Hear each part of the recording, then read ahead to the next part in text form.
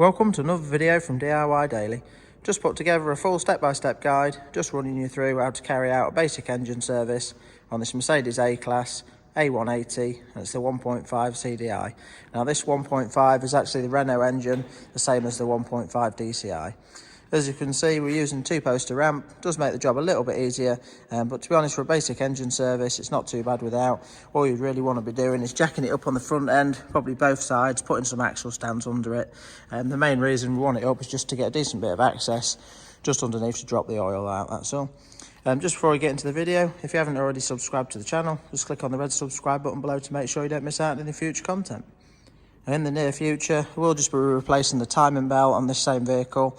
Once I've done that, I'll put a link above, or I'll put it in the description below so you can check that out as well.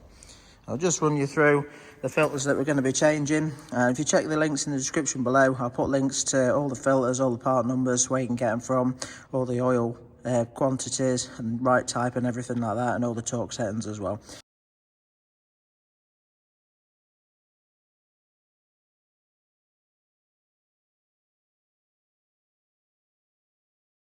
But basically we're going to be changing the fuel filter. You can see the fuel filter just simply got an in and an out, but it does have this sensor gun part of it as well. And we've got a spin on oil filter, a new air filter. We're going to change the cabin filter as well. And once all the filters are done, we'll run you through just resetting the service light as well. The first thing I'll do, just pop the engine cover off, and I'll just run you through the locations of some of the items.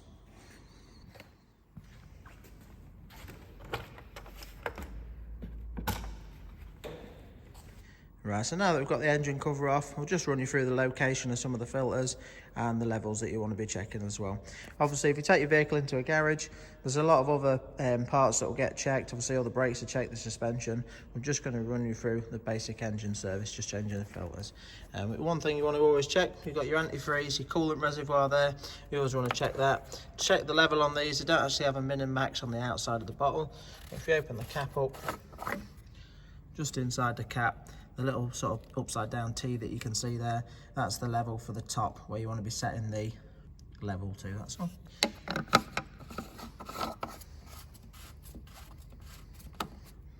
We've got the brake fluid reservoir just here.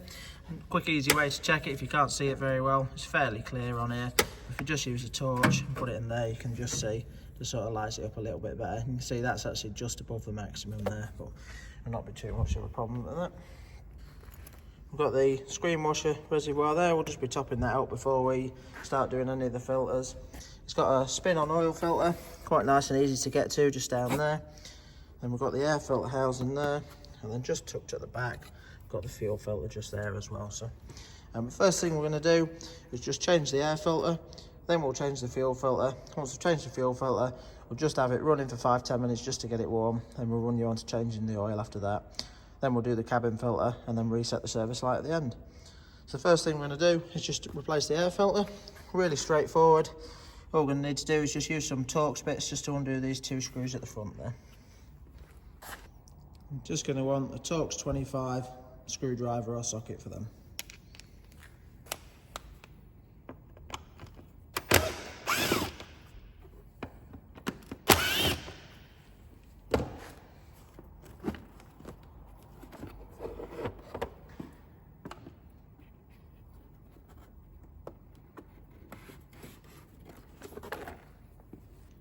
As you can see, really straightforward, just the 2 screws at the front and it just hooks in at the back. That's the air filter out. See, this one doesn't look too bad, but this is the first time we've seen this car, so we're doing a full service on it. And once you've got your filter out, just have a quick look in the bottom of the housing, just make sure if it's clogged up with leaves and stuff, you always want to give that a bit of a clean out or a hoover out, but it's pretty mint in there. There's nothing in there really to worry about. You can just simply put the new air filter in. Just going to put the housing back in, just make sure it's clipped in at the back, and just wind the 2 screws back in. They only really want quite a gentle nip, just pretty much just run them down just till they butt up, that's all. They don't need to be too tight.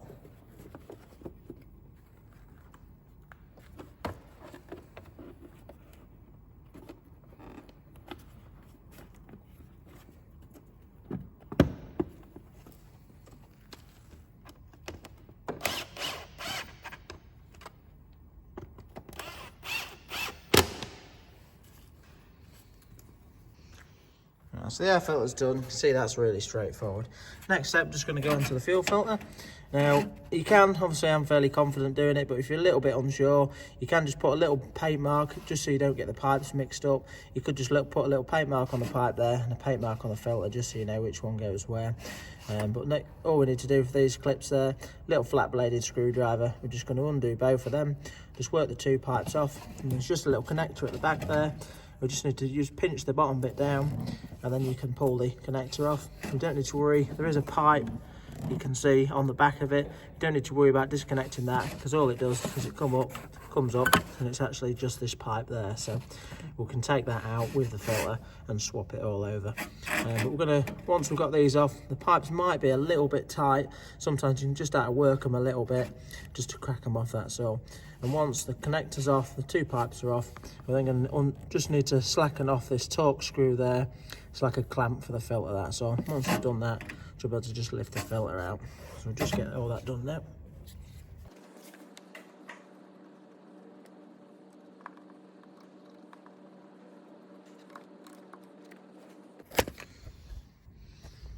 So just show you, the connector's off at the back now. These two are slackened off. I'm not just going to undo this one yet. I'm just going to work these pipes off first. It's nice to have the filter solid when you try and crack these off. It's just, you might find they will be quite tight, that's all. So you don't really want to use a pair of grips, and work them too hard, you can sort of damage the pipe. So you can just normally work them with a flat bladed screwdriver, just pushing on the inside there, will normally crack them off.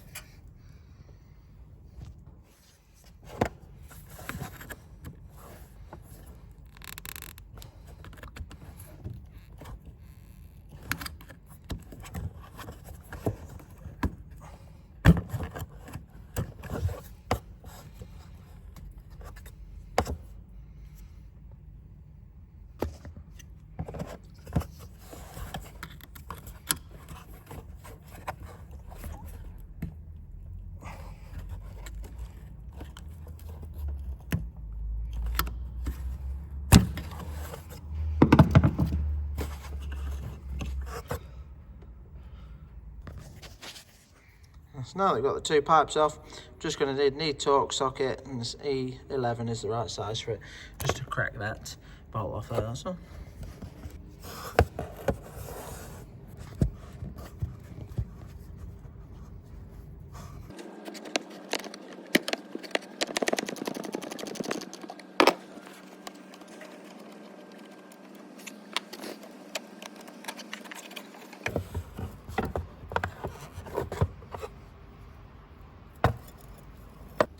Right, so that's the fuel filter out. Just had to pull the little clamp out with it. We're just slackening it off. There's not quite enough room to just slide it straight up. You need to kind of pull it out and pull it towards you. So now that we've got it off, all we need to do is just swap this pipe over. And there's just a little, like a locking sort of fork through it. Just need to use a little pick. We're just going to pull that up and then slide that off. So we'll just run you through swapping that over now.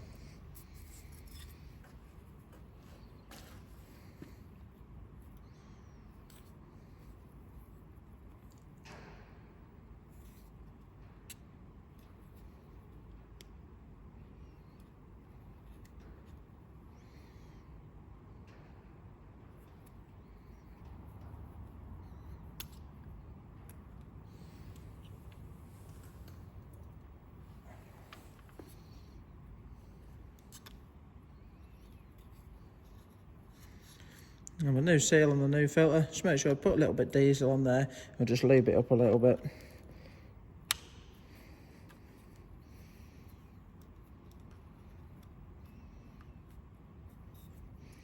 You can just lock your clip back into place. That's ready to fit now. Just leave them two pipes there just as we put it in, then we'll take them off and put the hose clips back on.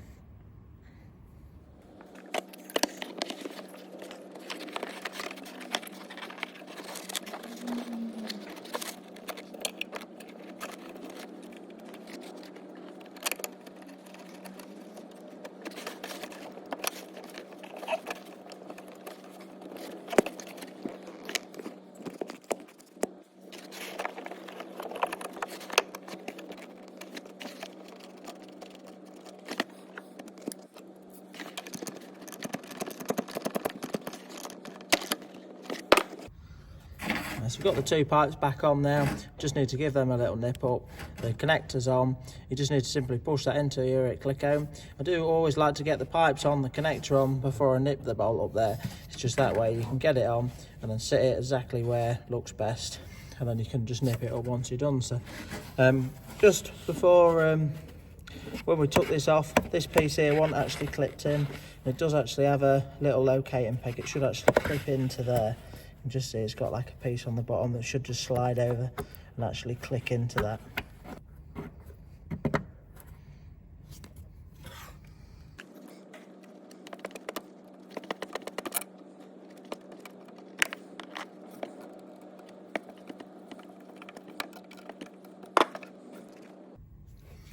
So that's the two pipes nipped up as well. Now these little hose clips don't need to be silly tight, just a good enough nip where you start to see it giving the rubber a bit of a squeeze. You don't really want to pinch it up till you're nearly squeezing right through it. So. But you can just see on these there's quite a bit of sort of like dust and everything stuck to them, like it had been a bit sort of damp before. So I'm just going to give all that a wash off with some brake cleaner as well.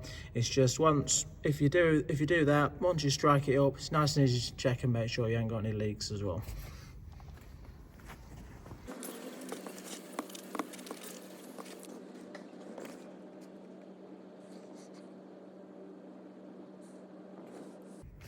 So now it's all washed down.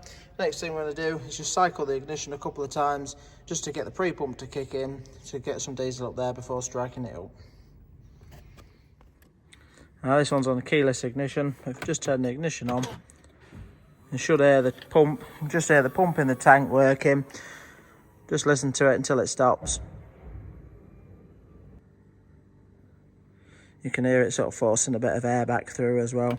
We'll turn it off. I'll do it once more time. And the second time I could just hear the pump. It just literally worked quickly and then turned off. So you know that it's sort of got it worked around most of the system. Then we'll just strike it up.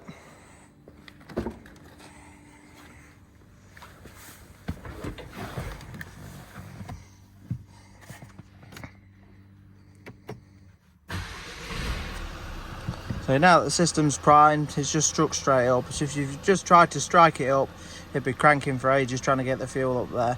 So you always really want to just leave that ignition on, let the pre-pump do the work and get the fuel cycled around, that's all. Now that it's running, we're just going to go back outside, have a good look at it, make sure it's not leaking. Then we'll just leave it running for 10 minutes just to get the engine warmed up before we drop the oil.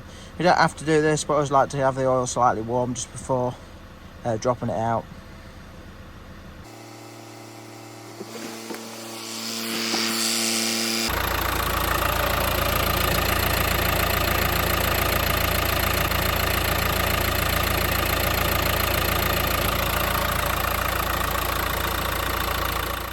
Right, so just skip through it now. We've just had it running for 10 minutes, just turned it off.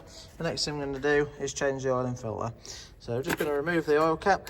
The oil cap's got the dipstick in it as well. Now the oil filter's just down here. We're just going to spin this off and just take it off before we send it up in the air and drop all the oil out. It's just sometimes it just holds a little bit of oil, that's all. So if we take it off now, it'll just make sure that everything runs out nicely when we undo the sump plug. So just going to, there's a couple of different ways to get the filter off. There's a few universal type tools, or you can have some sort of filter cap sockets that are specific to each filter and slide over the top. So I'm just going to use a universal type one on it and just crack it off, and we should be able to just spin it off quite easily by hand. So just do that now. Using this universal type one, I'll put a link to these in the description below, or the link above if you want to check them out. It just simply grips just as you twist it, that's all.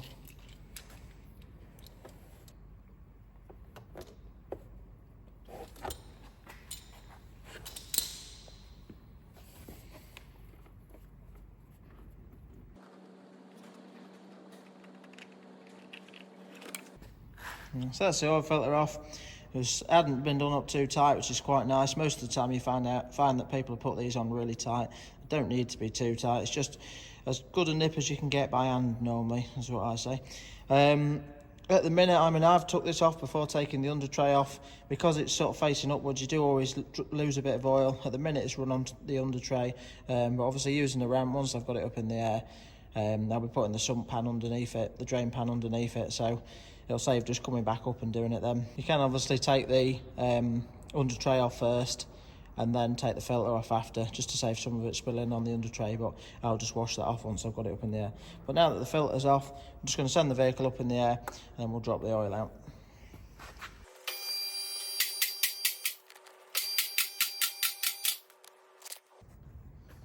Right, so just coming underneath, you can see we've got an under tray on these. We've got, basically it's held on a load of 8mm screws. There's 3 across the front, and there's some sort of just located towards the back here as well. Two at the back, a couple on the sides. So we'll just whiz all them 8mm out, and then we'll drop the under tray down.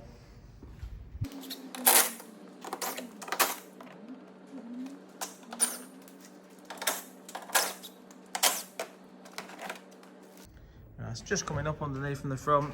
Got the sump pan here, and it's basically got a square drive sump plug on it. So we've got our square drive tool there. I put a link to these. This comes part of a set that we've got. There's quite a few different sump plug fittings on it. So we're just going to crack that off now and just drop the oil out into a drainer.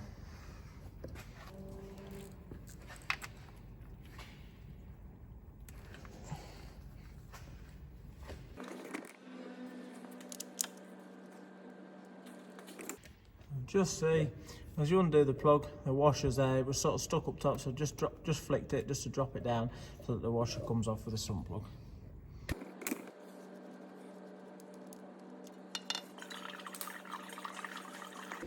I've got the sump plug off just while the oil's draining. We'll get a new washer. I'll put a link to a washer in the description below as well, because of this sort of metal type with a rubber seal in the centre there. So I always like to change this type. Some of the copper ones you can get away with reusing them a few times, but this type here I do generally like to fit a new one.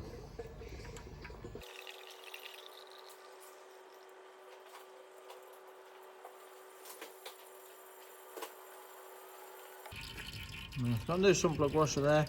Just simply slide it over the top. I'm just going to leave the oil draining for about 5 minutes, and once we're happy that most of it's out, just going to put the sump plug back in.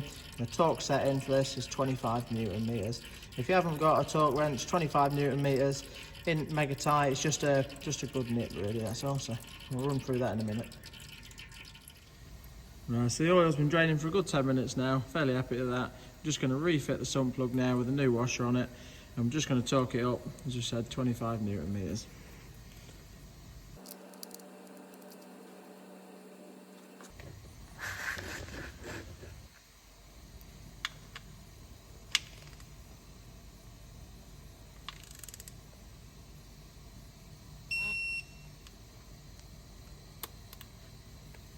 Now that it's torqued up correctly, as I always do with the fuel filter and everything, I'm just going to give it a good clean off with some brake cleaner.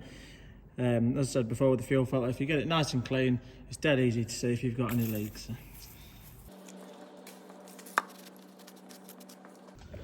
So the sump plug's correctly torqued up now.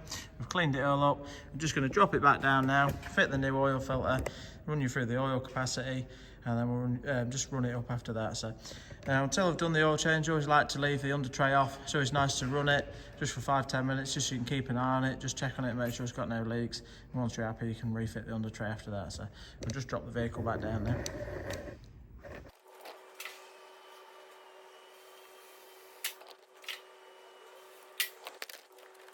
It's ready to just fit the spin-on oil filter. Sometimes it's worth just putting a little bit of oil around the seal just before you put it on, just to make sure it goes on nicely, that's all. Now, I always like to just give these a good nip, as tight, if I can get a good purchase on it, pretty much just do it as tight as I can by hand. If it's in a little bit of an awkward place where you feel like you can't really get a good nip on it, I will just use the tool and just give it a bit of a nip, but you definitely don't need to be too tight.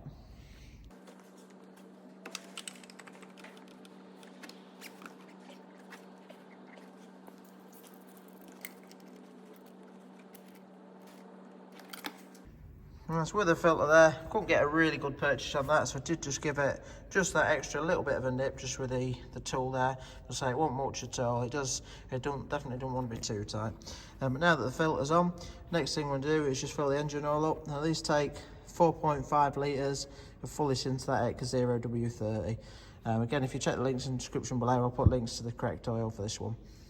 Once we've got the oil in there, we'll just again use a brake cleaner just to wash off around the filter. Some of that oil will run down, but I'll clean that up from underneath once we get it back up in the air again.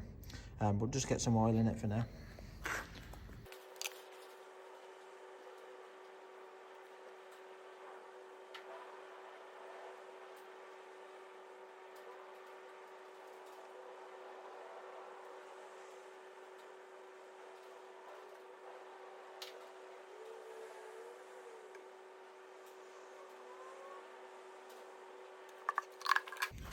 Right, so we've got some oil in it now. Because I know the exact quantity on this one, I'm just going to put the oil cap back in, just strike it up for a few minutes just to get it pumped round.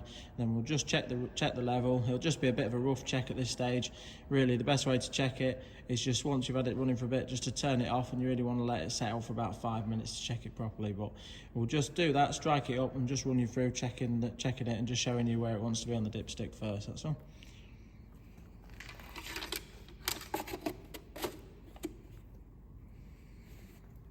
Obviously, you might have seen on the video there as well, just sped through it a bit, but these are quite tedious, filling the oil up. You have to be quite careful and do it a bit slow. It's just it doesn't really drain into the engine quickly. It sort of backfills up, and if you're not careful and you pour it too quick, it just overflow back out the filler, that's all.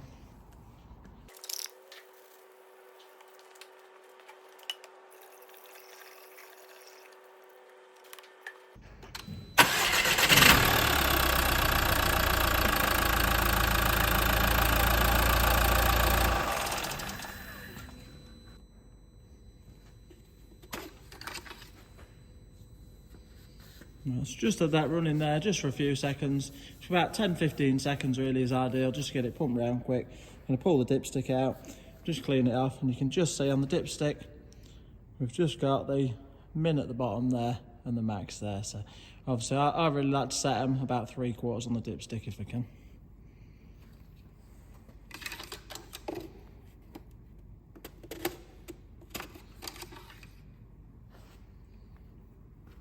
You can just see at the minute we're about bang on halfway in between, but hasn't really had a chance to settle yet. What we're going to do now is just leave it running. We'll always send it back up in the air, just have a good check underneath, make sure it's not leaking. If it's not leaking and we're happy, we'll put the under tray back on, drop it back down, and then we'll turn it off and let it settle for 10 minutes and then check the level. And if it wants any more in it, we'll just slowly top it up until we get it to about 3/4, that's all.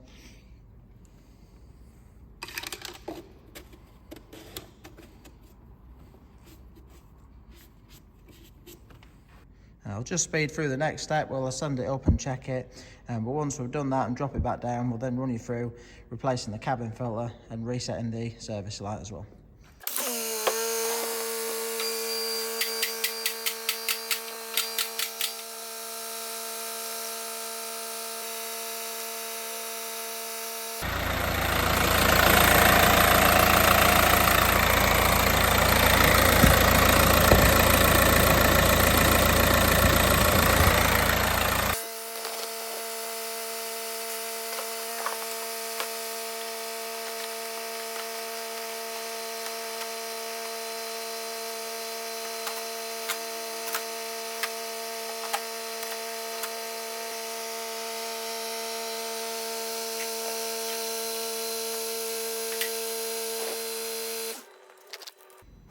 Right, so we've just had that running, checked it now. It's bone dry under there, so we're fairly happy at that. Put the under tray back on now. And I'm just going to pull it forward off the ramp, just so we can do the cabin filter. It's just the cabin filter's behind the glove box. We really want it off the ramp to get a bit of access in there, that's all.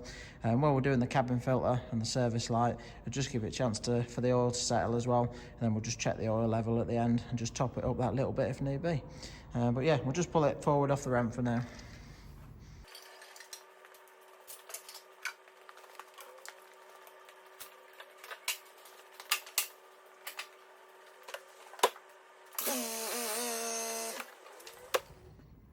Right, so we've just come into the passenger side to replace the cabin filter. Now it's located just underneath the glove box. They're not too bad to do at all, but it will be a little bit tricky to film it just because it's quite tight in there. But just show you while doing it, sometimes it's a bit easier to pull this section of the carpet back. You can just simply pull it forward. And if you didn't know as well, another little issue that is quite common on these Mercs, they do actually have an auxiliary battery. It's just a little battery which is just located under this cover there. So you can just see there's a couple of little tabs, one either side.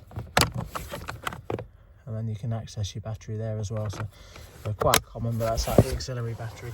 But yeah, just coming up underneath. And so you can just see we've got like a flat little cover just here. And all you need to do is just 2 tabs. Just flick that out either side. One there, it just hooks in at the back. So as soon as you've got them down, you're able to drop it down and just pull it back out. So just do that.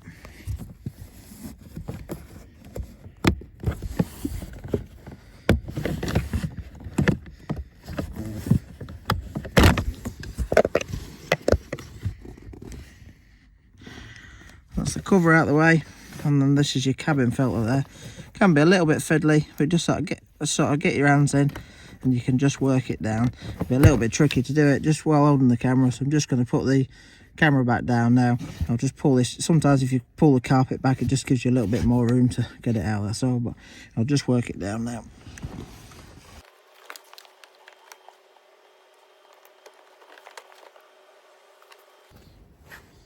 Right, so that's the old cabin filter out. It's just always a sort of good practice to pull it out and just keep it in the direction that it was sat in, just to make note. It's just sometimes they might not have arrows on. This one has got arrows on just to show you, so you can't really get it too wrong with the shape of it for refitting the new one.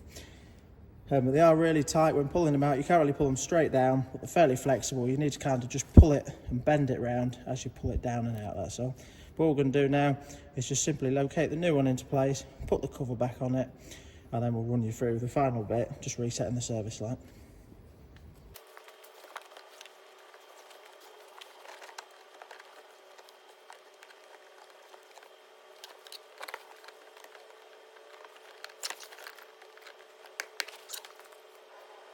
Right, so that's the cabin filter all fitted. Next thing we're going to do, just going to do the final check on the oil level, then we'll reset the service light. It's just for the service light to be reset, you do need all the doors and the bonnet shut, that's all.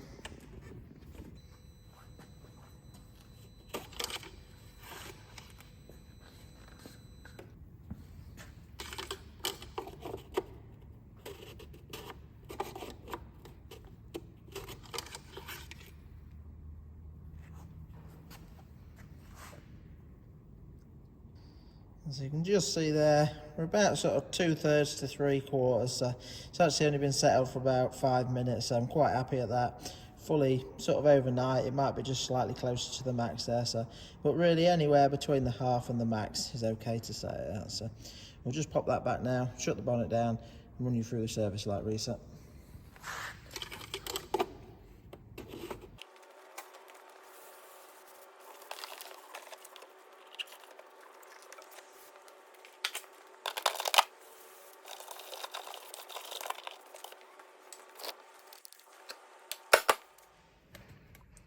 Right, so now we're just going to do the final step and just run you through resetting the service light. We'll just pop the ignition on stage 2. Oh, just there, you can just see the message that we've got, service A, due in 400 miles. Now to start with, you want the ignition completely off. Obviously, we're just using the push button start on this one. So now the first thing we need to do is get to stage 1 of the ignition. So just simply one press on the start button, that's all. Where you just get a couple of lights on and not all the others up on there. So now we need all the doors shut and the bonnet shut as well, and you just need to get to the main trip screen. Now this message there is actually the trip screen, but if not, it's just cycle through. You can see trip there and enter on it. Obviously you've got a few options on there, but you want to be on the main screen with the mileage on it. Now the first step we're going to do is basically we're going to press and hold the phone button there, and then within 1 second press and hold the OK button, and we'll keep them both depressed for about 5 seconds. So 1, 2. And then you can see this new menu comes up. Once the new menu comes up, you can just scroll down, just using the buttons on it.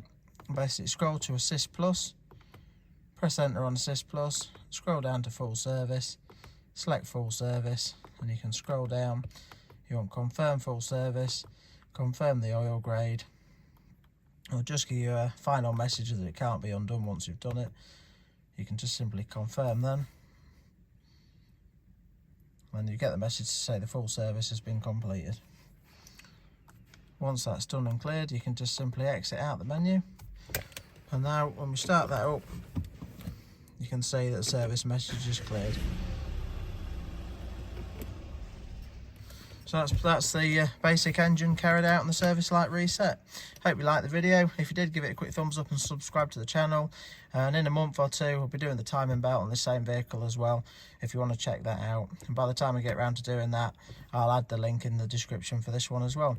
But yeah, if you're interested in any of the parts or the tools used or any of the torque ends or anything like that, again, I'll list them all in the description as well. But yeah, hope you liked the video. If you did, give it a quick thumbs up and subscribe to the channel. Thanks for watching, and we'll see you next time.